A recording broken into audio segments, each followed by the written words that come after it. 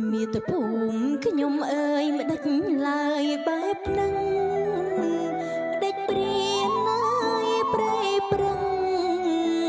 ព្រួតក្រុមអើយបច្ចារំលោភទុនត្រៀនដោយចិត្តមហិច្ឆតាប៉ុនបងប្រាថ្នាជាកម្មសិទ្ធិខ្លួន